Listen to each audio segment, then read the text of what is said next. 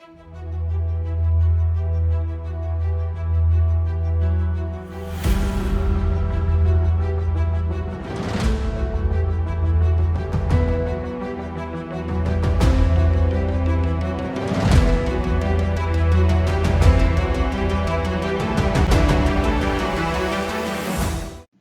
cuarto de guerra es un tiempo para meditar en la palabra de Dios y orar con la guía del Espíritu Santo, con la finalidad de conocer los propósitos y las estrategias de Dios y de desentrañar los propósitos y estrategias del enemigo. De esta manera, identificamos las decisiones y acciones que debemos realizar para obtener la victoria. En el camino, Jesús les dijo: esta noche todos ustedes me abandonarán, porque las Escrituras dicen: Dios golpeará al pastor y las ovejas del rebaño se dispersarán. Sin embargo, después de ser levantado de los muertos, iré delante de ustedes a Galilea, y allí los veré. Hasta hoy hemos estado centrando nuestra reflexión en Jesús. Él es el ejemplo de un hombre con propósito. Conoce su propósito, vive su propósito y está a punto de cumplir con su propósito. Sin embargo, dentro del plan que él tiene, es importante quiénes van a tomar la posta dentro de ese propósito. Su plan no termina con su muerte y resurrección en la cruz. Su plan empieza con ese punto. Entonces, a partir de este momento vamos a poner también nuestra mirada en Pedro, porque es una coincidencia, ¿no? Jesús está entrando al momento culminante de su propósito y Pedro está a punto de iniciarlo. Por lo tanto, vamos a ver cómo Satanás va a extender su estrategia de resistencia, de oposición a la vida de Pedro.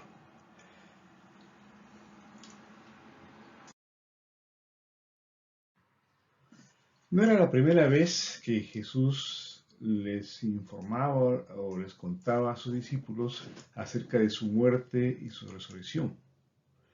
Ya en Mateo 16, Jesús también les comenta que va a morir y a los 3 días va a resucitar.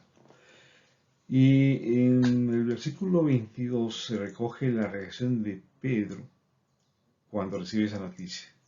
Dice: entonces Pedro, fíjense la narración, Pedro lo llevó aparte y comenzó a reprenderlo por decir semejantes cosas.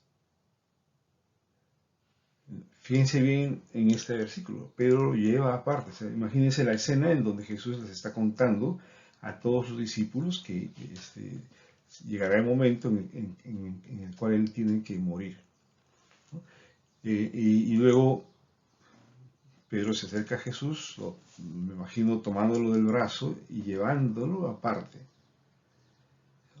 y para reprenderlo. ¿Se dan cuenta de lo que representa esta acción de Pedro con respecto a Jesús? Pero luego les dice: Dios nos libre, Señor. Eso jamás te sucederá a ti. Entonces, acá vemos una expresión muy, digamos, muy humana de parte de Pedro, ¿no? Que frente a un hecho inminente de muerte, inmediatamente dice: Dios nos libre, Señor. Y el buen corazón de Pedro diciendo: no, eso jamás te va a suceder a ti. Entonces, acá está reflejando la forma como nosotros, los seres humanos, tomamos hechos que tienen un carácter espiritual, que tienen una trascendencia espiritual, que son parte del plan de Dios. Entonces nosotros estamos mirando desde nuestra perspectiva, del temor a la muerte, ¿no? De nuestro deseo de que a nadie de los que queremos le suceda algo malo. Menos a mi maestro. ¿Cómo va a ser posible que él vaya a morir? Entonces, acá está la primera expresión que queremos recoger de Pedro, que, como repito, grafica nuestra propia naturaleza, nuestra mirada natural de las cosas. Bien. Entonces Jesús se dirigió a Pedro y le dijo: aléjate de mí, Satanás. Representas una trampa peligrosa para mí. Ves las cosas solamente desde el punto de vista humano, no desde el punto de vista de Dios. Bien, acá tenemos entonces la primera gran lección para Pedro. Así como él se atreve a reprender a Jesús, Jesús con bastante firmeza le dice: aléjate de mí, Satanás. Es muy curioso y lleva a la reflexión de que este pasaje que estamos narrando viene inmediatamente después de cuando Pedro confiesa que Jesús es el Mesías. Y Jesús se le dice: esto no te ha sido revelado por nadie, sino directamente por Dios. Entonces, ¿cómo podemos encontrar en una sola persona dos expresiones tan distintas? La primera, reflejando un acto revelador del Espíritu Santo en su vida para reconocer que Jesús es el Mesías.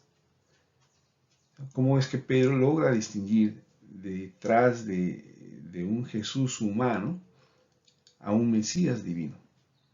¿No? Entonces, eso sirve para que Jesús le diga: tú eres Pedro, o sea, tú eres la roca sobre la cual edificaré mi iglesia. Entonces, ¿cómo podemos pasar en cuestión de minutos, ¿no?, de una declaración tan sorprendente, tan clara como la que hace Pedro, a otra en la cual se atreve a reprender al Mesías, aquel Hijo de Dios que viene para salvarnos, se atreve a reprenderlo? ¿Y cómo es que puede pasar del calificativo tú eres piedra y sobre esta roca edificaré mi iglesia a tú eres Satanás? ¿No? Porque eso es lo que le está diciendo en el versículo 23: aléjate de mí, Satanás. Entonces esto subraya aún más la importancia de este pasaje para el análisis y la reflexión de nuestra propia vida, ¿no? Porque así como Jesús pasó por momentos de prueba, de tentación en el desierto, así también cada uno de nosotros vamos a pasar también por una prueba. Y lo primero que tenemos es que toparnos con esta frase: aléjate de mí, Satanás. Representas una trampa peligrosa para mí. Ves las cosas solamente desde el punto de vista humano y no desde el punto de vista de Dios. Posiblemente todo lo que hacemos, o buena parte, para no ser tan drástico, de lo que hacemos, lo hacemos bajo nuestro punto de vista humano. Y nuestro proceso de aprendizaje tiene que ser el cómo empezar a ver las cosas desde el punto de vista de Dios. Y eso es lo que tiene que aprender Pedro. En principio, lo que nos está diciendo es que podemos nosotros ser una trampa peligrosa para él. A ver, para poder explicar esto, me remonto a Abraham, Isaac y Jacob, porque cada uno de ellos representa una forma de resistencia o de oposición a Dios que tiene que ser corregida. Y en el caso de Jacob, perdón, de Isaac, tenemos nosotros ahí el ejemplo de lo que representa aprender a vivir la abundancia de Dios, ¿no? Isaac ya nace y vive bajo la prosperidad de Abraham, de su padre, ¿no? Por lo tanto, no tiene que hacer otra cosa que disfrutar de esa prosperidad. Abraham es el ejemplo del hombre viejo que tiene que morir para dar lugar al hombre nuevo. Entonces la lucha contra el pecado está más representada en Abraham que en Isaac. Pero luego viene Jacob. Y el gran problema de Jacob es el querer tener las buenas intenciones para hacer la voluntad de Dios. Él sabía que la voluntad de Dios es que el primogénito debía ser él y no su hermano, ¿no? Por eso que nace primero su hermano y él viene detrás cogiéndolo del talón, como diciéndole ahí, un momento, acá está mal las cosas, no las estamos haciendo conforme a la voluntad de Dios. Soy yo el que debe nacer primero porque yo soy llamado a ser el primogénito. Entonces ahí vemos cómo Jacob tiene el buen deseo de hacer la voluntad de Dios, pero de hacerla a su manera. Y más adelante veremos cómo él también trata de obtener la primogenitura y la bendición a su manera, ¿no? Comprándole la primogenitura por un plato de lentejas a su hermano y luego haciéndose pasar por su hermano para recibir la bendición de Abraham. Entonces, ¿qué nos está reflejando acá esta figura de Jacob? Nos está diciendo que quizás el peor enemigo que podemos tener, la peor resistencia que podamos hacerle a Dios, son nuestras buenas intenciones. O sea, la intención de hacer la voluntad de Dios, pero a nuestra manera. Por eso veo yo la energía que le pone Jesús a la respuesta a Pedro, es para mí una especie de llamado de atención, de una especie de alerta, de un encendido de las alarmas para que todos nos demos cuenta dónde está el verdadero peligro. Nosotros nos pasamos la vida tratando de superar el sentimiento de culpa, ¿no? Cuando sabemos que Él murió por nuestros pecados y ya no hay por qué sostener esa culpa. Pero no nos percatamos la manera como, haciendo uso de nuestro punto de vista humano, haciendo uso de nuestras buenas intenciones, terminamos acreditándonos esa misma frase de Jesús con Pedro. Aléjate de mí, Satanás, representas una trampa peligrosa para mí. Bien, entonces, el punto central, digamos, desde nuestra perspectiva práctica, está en que aprendamos a ver las cosas desde el punto de vista de Dios y no desde el punto de vista humano. En ese tiempo de pandemia, por ejemplo, la gran prueba en la cual es sometido el mundo entero, ¿cuánto de ese tiempo lo hemos visto desde el punto de vista de Dios y cuánto desde el punto de vista humano? Cuando nos encontramos en una dificultad, ¿predomina el punto de vista de Dios o predomina nuestra naturaleza de ver las cosas desde el punto de vista humano? O cuando miramos a un hermano o juzgamos a un hermano, ¿predomina nuestro punto de vista humano o predomina el punto de vista de Dios? El gran ejercicio para nosotros es ese, en la lucha espiritual.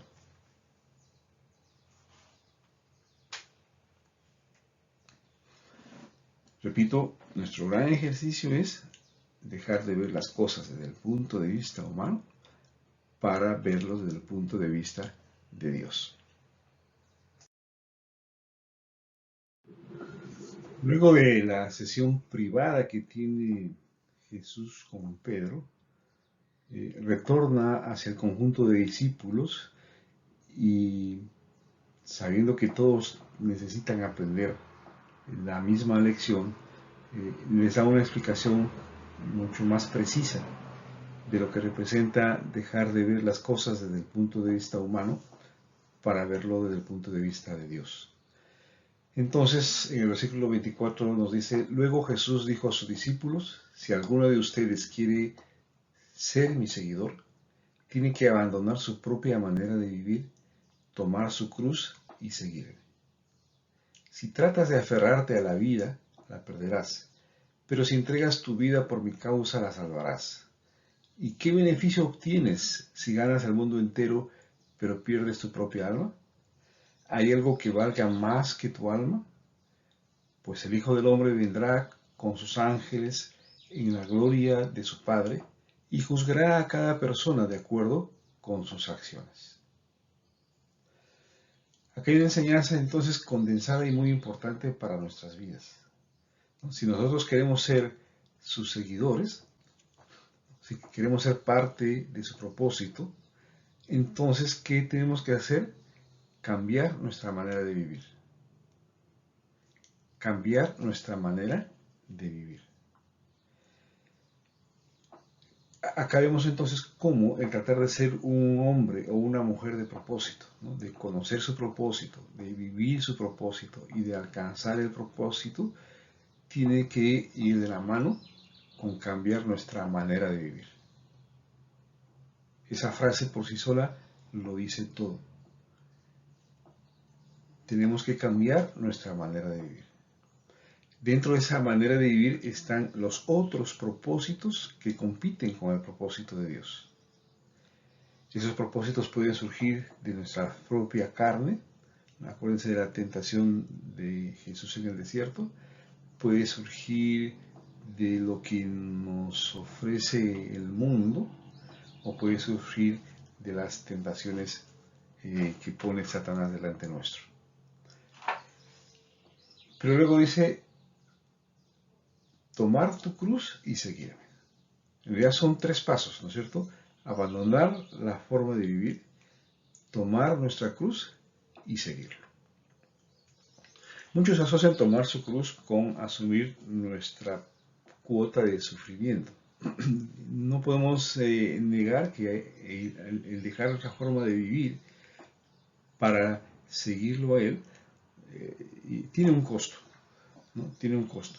Pero acá la cruz también está representando el objetivo, ¿no? El propósito de Jesús se materializa en la cruz, colgado Él en la cruz, muerto Él en la cruz, está cumpliendo con la acción salvadora que Dios tenía planeado para cada uno de nosotros. Entonces la cruz es el sinónimo de nuestro propósito. Evidentemente, el que uno se despoje de sus propios propósitos, de sus propios deseos, de lo que el mundo pone delante nuestro como gloria, como reconocimiento, como dinero, riqueza, etc., se despoje de eso para ir por el propósito que Dios pone delante nuestro, implica un costo. Puede implicar también sufrimiento. Pero ahí está, en medio de toda esta enseñanza, lo que Jesús nos está diciendo: toma tu cruz. O sea, sé una persona con propósito. Entrégate a ese propósito. Y lo tercero es seguirlo. ¿Por qué? Porque la mejor forma de cambiar de modo de vivir, la mejor forma de encontrar el propósito y de ser capacitado para ese propósito es siguiéndolo a Él, es tomándolo a Él como nuestro maestro.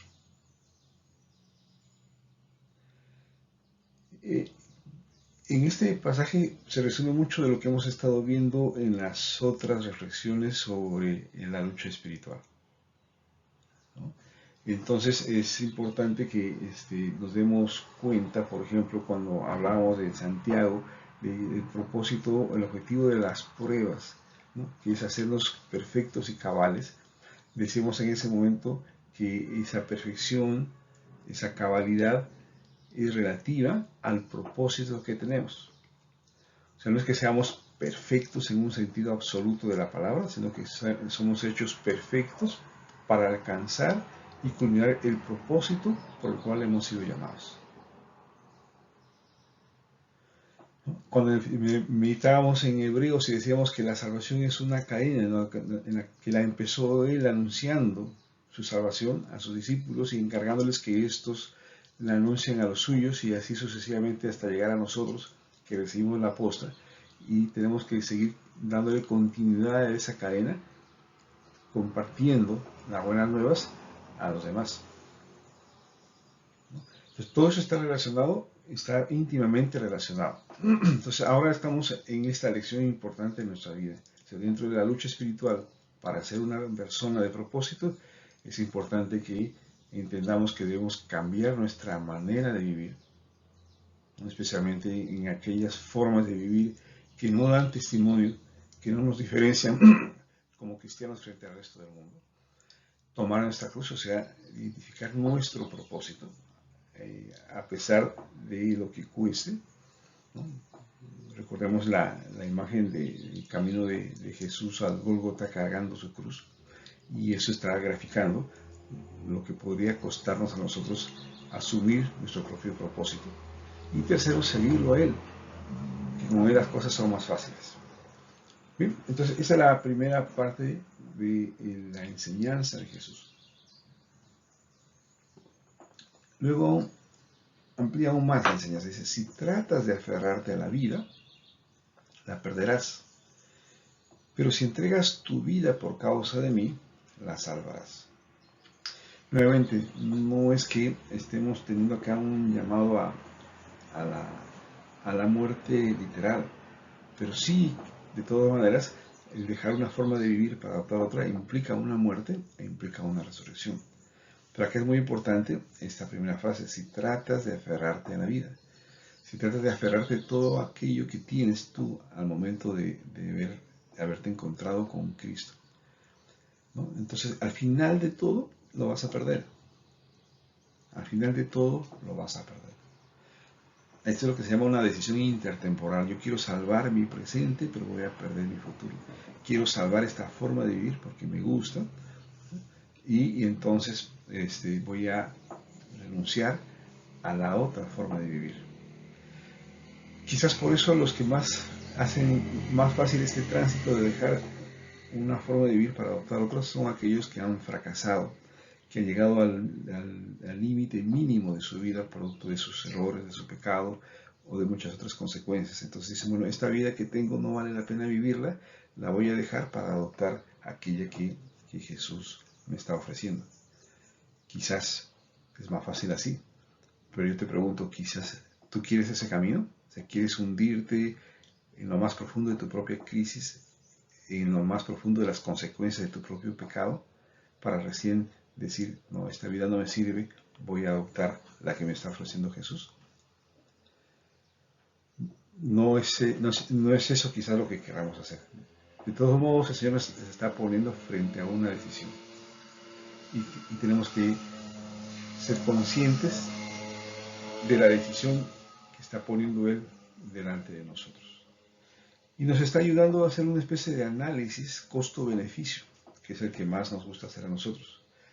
Por eso en el 26 nos dice, ¿y qué beneficio tienes si ganas el mundo entero?